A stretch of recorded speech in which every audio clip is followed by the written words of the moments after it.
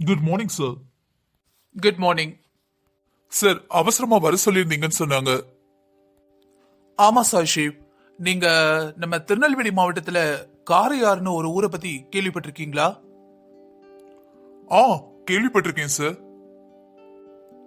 அது கிட்டத்தட்ட பொதிகை மலையோட கடைசியில தான் இருக்கு. அது பக்கத்துல டூரிஸ்ட் பிளேஸ் கூட நிறைய இருக்கு. பாபநாசம்லாம் அது பக்கம் தான்.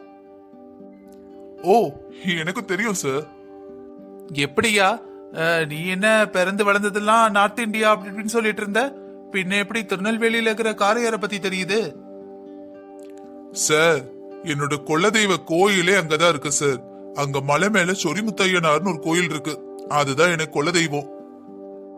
அப்படியா? ரொம்ப வசதியா போச்சு. அப்ப அடிக்கடி அந்த கோயிலுக்கு போயிருப்பல்ல? ஆமா சார், சின்ன பையனா இருக்கிறப்ப நாங்க ஊருக்கு லீவுக்கு போறப்பெல்லாம் அப்பா கூட்டிட்டு போயிருவாங்க. இப்ப பெரியவனாகி இந்த வேலைக்கு சேர்ந்ததுக்கு அப்புறம் தான் எங்க லீவு கொடுக்குறீங்க. எப்பவாவது 3 வருஷத்துக்கு ஒரு தடவை 4 வருஷத்துக்கு ஒரு தடவை போயிட்டு வருவோம் சார். கவலையே படாதையா, இன்னும் கொஞ்ச நாளைக்கு உனக்கு அங்கதான் டியூட்டி. நீயே வரேன்னு சொல்லி கிளம்பி வந்ததுக்கு அப்புறம் தான் மத்த டியூட்டி. என்ன சார் சொல்றீங்க? ஆமா சாய் ஷிவ், அங்க ஒரு இந்த வனவிலங்கு காப்பகம்லாம் இருக்கு. உள்ள நிறைய மிருகம் உண்டுன்னு சொல்லுவாங்க. உனக்கு தெரியாது என்ன இருக்கு, நீ சொந்தக்காரங்க தானே அந்த இடத்துக்கு. அங்க என்னன்னா, இந்த தீவிரவாதிங்க அது இதுங்கிற மாதிரி ஏதோ ஒரு பேச்சு நடமாடுது. அடிக்கடி அங்க இருக்க மிருகங்கள் காணாம போயிடுதுன்னு சொல்றாங்க. ஏதோ ஆராய்ச்சி எதுவும் நடக்குதா இல்ல வேற எதுவும் நடக்குதான்னு தெரியல.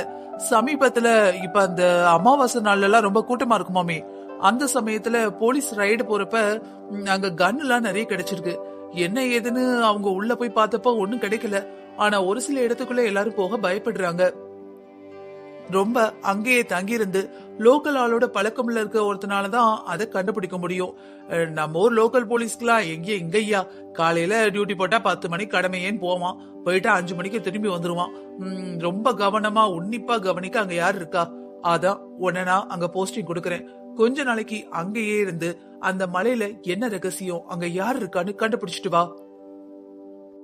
ஓகே சார், நான் எப்ப கிளம்பணும்? நீ நாளைக்கே கிளம்பிடு, அப்பதான் சரியா இருக்கும். Okay sir, sure sir. எவ்வளவு நாள் ஆச்சுங்கெல்லாம் வந்து ஃப்ரீ டைம் கிடைக்கும் போது மறுபடியும் ஃபேமிலியா எல்லாரும் வரணும். ஏய், இங்க வா. என்ன சார்? எதுக்கு என்ன பார்த்துன்னு அப்படி திரும்பி போற? ஒன்னும் இல்ல சார், நீங்க தனியா இயற்கையை ரசிக்க வந்திருக்கீங்க. நான் வந்து எதுக்கு கெடுத்துக்கிட்டு தான் திரும்பி போறேன். உன்னை பார்த்தாலே ஏதோ சரியில்லைன்னு தோணுது. என்ன விஷயம்? இங்க என்ன பண்ணிக்கிட்டு இருக்க? சார், என்னை விட்டுருங்க சார். கேட்டதுக்கு பதில் சொல்லு. இங்க என்ன பண்ணிக்கிட்டு இருக்க? சார், நான் ஒரு பாம்பாட்டி சார். இந்த காட்டுல நிறைய பாம்பு கிடைக்கும், அதை பிடிக்க தான் வந்தேன். பாம்பை பிடிச்சு என்னையா செய்ய போற? சார், ஒரு காலத்துல பாம்பெல்லாம் கொண்டுகிட்டு இருந்தோம். வீட்டுக்குள்ள வந்தது, பக்கத்து வீட்டுல வந்ததுன்னா எங்களை கூப்பிடுவாங்க, நாங்க போய் கொண்டு அவங்களை காப்பாத்தணும். இப்பெல்லாம் எங்க சார், எல்லாரும் சேஃபா வீடு கட்டிட்டாங்க. வீட்டுக்குள்ள எங்க பாம்பு போவோம்? பாம்பு போனாதானே எங்களுக்கு வேலை. எதுக்கு உனக்கு இப்ப வாயெல்லாம் குளறுது? இல்ல சார், உண்மையதான் சொல்றேன். இங்க ஒரு முனிவர் இருக்காரு. அவர் இங்க வந்ததுல இருந்து நாங்க பாம்பை கொல்றது இல்ல சார். பிடிச்சு அதோட விஷத்தை எடுத்து அவர்கிட்ட கொடுத்துருவோம். அவரு எங்களுக்கு காசு தருவாரு. என்ன, பாம்போட விஷத்தை எடுத்து கொடுத்தா காசு தராரா? அது என்ன புது வகையான ஒரு முனிவரா இருக்காரு? முனிவர்னா அருளும் ஆசீர்வாதம் தானே கொடுப்பாங்க. சார், அதெல்லாம் எனக்கு தெரியாது சார். பாம்பு விஷத்தை எடுத்து கொடுத்தா காசு தருவாரு. நம்ம நாட்டுல மட்டும்தான் ஆன்மீகங்கிற பேர்ல யார் என்ன சொன்னாலும் கண்ணை முடிக்கிட்டு நம்புவானுங்க. சார், அவரை பத்தியெல்லாம் தப்பா பேசாதீங்க சார். எத்தனையோ பேர் அவரு காப்பாத்தி இருக்காரு. இந்த மலையில இருக்கிற எல்லா உசுருக்கும் அவர் தான் பொறுப்பு. யோ, அவர் என்னவோ பெரிய கடவுள் மாதிரி பேசுற. அவரும் மனுஷன் தானே. எங்களை பொறுத்த வரைக்கும் அவர் தான் கடவுள். என்னையா சொல்ற? ஆமா சார், என் பொண்ணுக்கு ஒரு நாள் நல்ல காய்ச்சல். சாயங்கால நேரம். அப்ப மலையை விட்டு எப்படி கூட்டிட்டு போக, மறுநாள் கூட்டிட்டு போலான்னு என் பொண்டாட்டிகிட்ட சொன்னேன். ஆனா நைட்டுக்குள்ள என் பொண்ணு இறந்து போயிட்டா சார். ஓ சாரியா. அப்புறம்? அப்புறம் என்ன, அந்த சாமியார் வந்தாரு. அவர் வந்து என் பொண்ண உயிரோட எந்திக்க வச்சுட்டாரு. யோ, சும்மா புருடா விட்டுக்கிட்டு இருக்காத. நான் ஏன் சார் புருடா விடுறேன்? நீங்க வந்து அவரை பாருங்க. என் வீட்ல மட்டும் இல்ல, இங்க இருக்க நிறைய பேருக்கு அவர் உதவி பண்ணிருக்காரு சார். நான் அவரை பார்க்கலாமா? தாராளமா பார்க்கலாம் சார். சரி, நான் இந்த காட்டுக்குள்ள ஒரு மாசத்துக்கு மேல இருக்க போறேன். நீ எனக்கு அசிஸ்டன்ட் மாதிரி இருக்கிறியா? நீ எவ்வளவு சம்பாதிப்பியோ அந்த பணத்தை நான் உனக்கு கொடுத்துட்றேன். சார் இவ்வளவு விஷயமா? இத முதல்ல சொல்லிருக்கலாம்ல. நான் என்னவோ ஏதோன்னு பயந்து போயிட்டேன் சார். வா சாரே, உனக்கு நான் காட்டுறேன் இந்த காட்டை. யோ, அசிஸ்டன்ட் கேட்ட உடனே வா போன்னு மரியாதை இல்லாம பேசுற. சார் நாங்க நாட்டுப்புறத்துல இருக்கிற காட்டான் சார். உங்களுக்கு நீங்க நாங்கன்னு பேசினாதான் மரியாதை இருக்குன்னு தோணுச்சுன்னா நான் அப்படியே கூப்பிடுறேன் சார். வாங்க சார் போகலாம். சார் கொஞ்சம் கூட அசையாம அப்படியே நில்லுங்க. ஏயா? உங்க பின்னாடி உங்களை விட 10 மடங்கு பெரிய பாம்பு இருக்கு சார். பாப்பா பாப்பா பாப்பா. சார் பாம்புன்னு சொன்னதுக்கே கத்திக்கிட்டு கீழே விழுந்து மயங்கிட்டீங்க. தலையில பாருங்க எம்மா பெரிய கட்டு. பாம்பு கடிச்சிருந்தா கூட அந்த விஷத்தை நான் கடிச்சு துப்பி தூர வீசி இருப்பேன். இப்ப கீழே விழுந்து கல்ல மண்டை மோதி எவ்வளவு பெரிய கட்டு. ஏன் சார் இவ்வளவு பெரிய ஆபீசரா இருந்துகிட்டு பாம்பை பார்த்து பயப்படுதீங்க? யோ, பாம்பா பார்த்தா படையே நடுங்குன்னு சொல்லுவாங்க. நான் ஒத்தாளா வந்திருக்கேன். அது மட்டும் இல்லாம பாம்பு என்ன ரவுடியா டெரரிஸ்டா? சண்டை போட்டு நம்ம ஜெயிக்கிறதுக்கு வாய்ப்பு இருக்குன்னு நினைக்கிறதுக்கு பாம்புயா பாம்பு. பட்டுன்னு போட்டா பொட்டுன்னு போய் சேர்ந்துருவேன். என்னையா இது? 2 காலையும் கீழே ஊனாம ஆகாயத்துல மிதக்குறாரு. இது எப்படி சாத்தியம்? சார் எங்க சாமி வான அளவுக்கு கூட மேல போயிட்டு கீழே வருவாரு. இதெல்லாம் ரொம்ப சாதாரணம். வா முருகா, யார் இவரு? கும்பிடுறேன் சாமி. இவரு நம்ம புதுசா இங்க வந்திருக்கிற போலீஸ் ஆபீசர் சாமி. 1 மாசம் இங்கதான் டியூட்டியா. உங்களை பார்க்கணும்னாரு, அதான் கூட்டிட்டு வந்தேன். முருகா, உனக்கு தெரியாதா எனக்கு வெளி உலகத்து மனுஷங்களை பார்க்க பிடிக்காதுன்னு? சாமி என்ன மன்னிச்சிருங்க சாமி. இவரு பார்க்கணும்னாரு, உங்களோட ஆசீர்வாதம் இவருக்கும் கிடைக்கட்டுமேன்னு கூட்டிட்டு வந்தேன். இவர் இப்பவே இந்த இடத்தை விட்டு போகணும், இல்ல நான் இந்த இடத்தை விட்டு போயிடுவேன். என்னையா காணாம போயிட்டாரு? ஆமா சார், அவர் நினைச்சா ஒரு இடத்துக்கு வருவாரு, நினைச்சா அந்த நிமிஷமே மறைஞ்சு போயிருவாரு. நம்மளால அவரை கண்டுபிடிக்கவே முடியாது. எடுத்துக்கோ முருகா. சாமி இது என்னது சாமி? நீங்க அங்கேருந்து காணாம போன உடனே மறைஞ்சு போயிட்டீங்களோன்னு நான் பயந்துட்டேன் சாமி. முருகா, நான் ஏற்கனவே சொல்லியிருக்கேன், நான் வெளியுலக மனுஷங்களை சந்திக்கிறத விரும்பல. இந்த மலைக்கு வந்து கிட்டத்தட்ட 50 வருஷத்துக்கு மேல ஆகுது.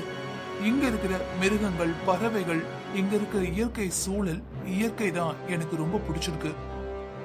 ஆனா ஏனோ உங்க மேல வச்ச பாசத்தை மட்டும் விட முடியல. இதுல உனக்கு தேவையான அளவு பொண்ணும் பொருளும் குவிஞ்சு கிடக்கு. பார்க்கதான் சின்ன பாக்ஸ், ஆனா இது உள்ள இருக்கிறது ரொம்பவே விலை மதிப்பில்லாதது. இத வச்சுக்கோ. இத வச்சு நீங்க எல்லாரும் சந்தோஷமா இருங்க. இதுக்கப்புறம் என்ன பார்க்க வராதீங்க. என்னை பத்தி யார்கிட்டயும் சொல்லாதீங்க. சாமி நான் இங்க இருக்கிற குகை கிட்ட அந்த விஷத்தை வச்சிருந்தேன், எடுத்துக்கிட்டீங்களா? இந்த பாம்போட விஷயம் ரொம்பவே வீரியமா இருந்தது, நான் எடுத்துக்கிட்டேன். இதை எடுத்துட்டு போ. இதுக்கப்புறம் என்ன பார்க்க வராத. சரி சாமி. ஆ முருகா, முருகா, நான் பேசுறது உனக்கு கேக்குதா? என்னாச்சு? இங்க பாரு, ஏதாவது பேச ட்ரை பண்ணு. என்னாச்சுன்னு சொன்னதுன்னு தெரியும். சாஷி, அவனை விட்டு எழுந்துரு. உடனே இந்த இடத்த காலி பண்ணு. அவன்கிட்ட நிக்காத. அவனோட பாவக்கரை உன் மேல படாம பாத்துக்க. நீ சாதிக்க வேண்டியது நிறைய இருக்கு. சொல்லுங்க சாமி, என்னாச்சு? ஏன் முருகனை சாக விட்டீங்க? அவனுக்கு என்னாச்சு? முருகன் நீ நினைக்கிற மாதிரி ஒரு சாதாரண ஆள் இல்ல. என்ன சொல்றீங்க? சாதாரண ஆள் இல்லனா? புரியல. அவன் ஒரு மனுஷனே இல்லைன்னு சொல்றேன். ஆமா, இந்த பொதிகை மலையில நீங்க எதிர்பார்க்காத பல ஆச்சரியங்களும் அதிசயங்களும் நிறையவே இருக்கு. இங்க மனித ரூபத்துல நடமாடுற நிறைய இச்சாதாரி நாகங்களும் இருக்கு. என்ன சாமி, நாகின் சீரியல் பாத்தீங்களா? படங்கள்ல காட்டுறது சில சமயங்கள்ல ரொம்ப அதிகமான கற்பனையும் நினைக்க தோணும். ஆனா நம்ம இந்து மதத்துல அதுக்கான பல சாட்சியங்கள் இருக்கு. இல்லனா கோயில்கள்ல பாம்புக்குன்னு நம்ம வழிபாடு ஏன் நடத்துறோம்? இங்க பாரு, முருகனோட குடும்பம் பரம்பரையா இங்க மலை மேல இருக்கிற சொரிமுத்தையனார வணங்கிட்டு வந்த நாகங்கள். அவங்களுக்கு மனித ரூபம் எடுக்க காலங்காலமா காத்திருந்தாங்க. முருகனோட அப்பாவுக்கு தான் அந்த ஒரு வாய்ப்பு கிடைச்சது. அவன் தலைமுறையிலேயே முதல்ல மனித ரூபம் எடுத்தது முருகனோட அப்பா தான். இன்ட்ரெஸ்டிங். நான் சொல்றது கதை மாதிரி உனக்கு தோணும், ஆனா நான் சொல்றது உண்மை. முருகனோட அப்பாவுக்கு முருகன் ஒரே பையன். முருகன் அவருக்கு பிறந்த பையன் கிடையாது, கடவுள் மூலமா அவருக்கு கிடைச்ச பையன். அதாவது காட்டுல கிடைச்சவன். இவன் எந்த வகை பாம்புனா, இவன் இறந்த உடனே இவனை சுத்தி இருக்கிற எந்த மனுஷன் இல்ல எந்த உயிரினாலும் அவன் உயிர் பிரியிற நேரத்துல அவன் பக்கத்துல இருக்கிறப்ப அந்த உயிரை குடிச்சு தான் உயிர் தெளிந்துருவான். அதாவது அவன் உயிர் பிரியிற நேரத்துல நீ அந்த இடத்துல இருந்திருந்தனா நீ இறந்து உன்னோட உருவத்துல அவன் மறுபடியும் முருகனா வாழ ஆரம்பிச்சுடுவான். அது எப்படி சாத்தியம்? ஒருத்தங்க இறந்துட்டா பின்ன எப்படி மறுபடியும் உயிரோட வர முடியும்? இல்ல, அந்த குடும்பத்து நாகங்களுக்கு அந்த வரம் இருக்கு. அவன் இறக்குற தருவாயில பக்கத்துல ஏதாவது ஒரு உயிர் இருக்கும்போது தான் உயிருக்கு பதிலா அந்த உயிரை மரணிச்சு போக செய்யலாம். அதன் மூலமா அவங்க எத்தனை தலைமுறையானாலும் வாழ்ந்துகிட்டே இருப்பாங்க. இந்த முருகனோட வயசு என்ன இருக்கும்னு நினைக்கிற? ஒரு 30-35? இல்ல, அவனோட வயசு 650. அது எப்படி சாமி கரெக்டா 650 சொல்றீங்க? நான் இப்ப வந்து உன்னை தடுக்கலைன்னா இன்னும் அவன் 100-150 வருஷத்துக்கு உயிரோட இருந்திருப்பான். அவன் பண்ண அட்டூழியங்கள் கொஞ்சம் நஞ்சம் இல்ல. என்ன சொல்றீங்க? அவனை பார்த்தா அப்படி தெரியலையே. நீ உங்க அம்மா அப்பாக்கு ஒரே ஆண்மகன். உனக்கு ஒரு சகோதரியும் இருக்கா. நீ பிறந்ததுலேருந்து தமிழ்நாட்டுக்கும் இந்தியாவோட வடபகுதிக்கும் அடிக்கடி போயிட்டு வந்தவன். நான் சொல்றதெல்லாம் சரியா? ஆமா சாமி, சரிதான். உன்னோட அப்பா இந்திய விமானப்படையில வேலை பார்த்தவரு, சரியா? ஆமா சாமி, அதுவும் சரிதான். இந்த காட்டுக்கு நீ எதை தேடி வந்தியோ அதை நான் உனக்கு காட்டுறேன். நான் ஒரு நிமிஷம் தாமதிச்சிருந்தாலும் உன் உயிருக்கே உத்தரவாதம் இல்லாம போயிருக்கும். இந்த காடு உன்னோட குலதெய்வம். இந்த மலை மேல இருக்கிற சொரிமுத்தையனார் உன் மூதாதையர்கள் வணங்கிட்டு வர தெய்வம். அந்த ஒரு காரணத்தால மட்டும்தான் நான் சரியான நேரத்துக்கு அந்த கோயிலுக்கு அந்த இடத்துக்கு வந்தேன். என்னை அனுப்பி வச்சதே சொரிமுத்தையனார் தான். ஹலோ சார், நான் சாஷி பேசுறேன். வந்த காரியம் முடிஞ்சது சார். அந்த கூட்டத்தோட தலைவனை நம்ம அரெஸ்ட் பண்றப்ப தெரியாம பாம்பு கடிச்சு இறந்து போயிட்டான். என்ன பண்றீங்க? கொஞ்சம் அமைதியா இரு. Yes sir, yes sir. ஆயுதங்கள் எல்லாமே கைப்பற்றியாச்சு. பக்கத்தில் இருக்கிற லோக்கல் இன்ஸ்பெக்டர் கிட்ட இன்ஃபார்ம் பண்ணிட்டேன். அவங்க வந்து எல்லாத்தையும் அள்ளி கொண்டு போயிட்டாங்க சார். Yes sir. இல்லை சார், நாளைக்கு அமாவாசை. எங்கள் கோயிலில் ரொம்பவே ஸ்பெஷலாக இருக்கும். நான் சாமி கும்பிட்டுட்டு அதுக்கப்புறமா மறுநாள் கிளம்பி வரேன் சார். Okay sir, thank you. என்ன பண்ணிட்டு இருக்கீங்க நீங்க? சாய் ஷிவ், இதை நீ எடுத்துக்க. நீ ரொம்பவே புத்திசாலி. எப்பவுமே அறிவியலையும் விஞ்ஞானத்தையும் நம்புறவன். மக்களுக்கு எல்லா விதத்திலையும் உதவி செய்யணும்னு நினைக்கிறவன். இது உன்கிட்ட இருந்ததுன்னா மக்களுக்கு கண்டிப்பா பயன்படும். யார் நீங்க? என்ன பண்ணிட்டு இருக்கீங்க? என்னோட ஹையர் ஆஃபீஸரோட நம்பர் உங்களுக்கு எப்படி கிடைச்சது? என்னை பத்தின டீட்டெயில்ஸ் உங்களுக்கு எப்படி கிடைச்சது? இங்க இருக்கிறவங்கள அந்த கன்னு ஆயுதங்களை நான் கைப்பற்றினு தான் உள்ள வந்தேன். ஆனா ஏன் குரல்ல பேசுறீங்க? எனக்கு ஒன்னும் புரியல. இது தலை சுத்துது. முதல்ல இதை வாங்கிக்க. இது என்ன புதுசா? இதை தேடிதான் அந்த நாக பரம்பரையே தவம் இருந்து வருட கணக்கில் காத்திருந்தாங்க. உனக்கு நானாவே சந்தோஷமா தரேன், வாங்கிக்க. மக்களுக்கு நல்லது பண்ணு. இது யார் கையில இருக்கோ அவங்க என்ன நினைக்கிறாங்களோ அது இந்த பெட்டிக்குள்ள இருந்து கிடைக்கும். நீங்க சொல்ற எதையுமே நம்புற மாதிரி இல்ல. சரி, நீங்க சொல்றது ஒருவேளை உண்மையா இருந்தது அப்படின்னா இது யார் கையில கிடைக்குதோ அவங்க நினைக்கிறது கிடைக்கும்ல. நல்லவங்க கையில கிடைக்கிறப்ப நல்ல விஷயங்களே நினைப்பாங்க. கெட்டவங்க கையில கிடைக்கிறப்ப கெட்ட விஷயங்கள் தான் நடக்கும். எனக்கு இது தேவையில்லை. எங்களுக்குன்னு மனுஷங்களுக்குன்னு கடவுள் அறிவையும் சக்தியையும் கொடுத்திருக்காரு, நல்ல மனசையும் கொடுத்திருக்காரு. எனக்கு இதெல்லாம் தேவையில்லை. சரி சாய்ஷிவ், நீ நாளைக்கு அமாவாசை. எல்லா அமாவாசைக்கும் இந்த கோயில ரொம்பவே விசேஷமா இருக்கும். அவங்கவுங்க முன்னோர்களை நினைச்சு இந்த கோயில்ல வந்து வழிபடுவாங்க. இந்த கோயில்ல உன்னோட தாத்தா, உன்னோட பூட்டி தாத்தா, உன்னோட ஓட்டி தாத்தான்னு உன் பரம்பரையே வந்து வணங்கின இடம். உன் முன்னோர்களோட முழு ஆசீர்வாதமும் இங்க உனக்கு கிடைக்கும்.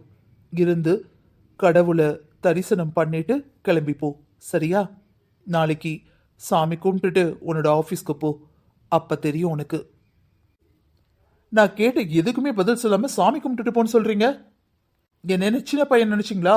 நான் ஒரு போலீஸ் ஆஃபீஸர், மனசுல ஞாபகம் இருக்கட்டும். நீங்கெல்லாம் எவ்வளவு வளர்ந்தாலும் எனக்கு சின்ன பிள்ளைங்க தான். சரி, நாளைக்கு சாமி கும்பிட்டுட்டு போ. உன்னோட ஆஃபீஸ்க்கு போறப்ப உனக்கு எல்லாமே புரியும். நான் வரேன். சாமி நில்லுங்க. இந்த மனுஷன் என்ன திடீர்னு மறைஞ்சு போயிட்டாரு? என்ன நடக்குதுங்க? ஹலோ சார், நான் சாஷிவ் பேசுறேன் சார். சாஷிவ், எந்த ஒரு கேஸை கொடுத்தாலும் நீ சிறப்பாக முடிப்பேன்னு தெரியும். ஆனால் இவ்வளோ சீக்கிரமா இவ்வளோ அழகாக முடிப்பேன்னு எனக்கு தெரியாதுப்பா. பின்னாடியே ஒரு டீம் அனுப்பணும்னு பிளான் பண்ணிக்கிட்டு இருந்தேன். நீ என்னன்னா சிங்கம் சிங்கிளாக தான் வரும்ட்டு கலக்கிட்டியப்பா.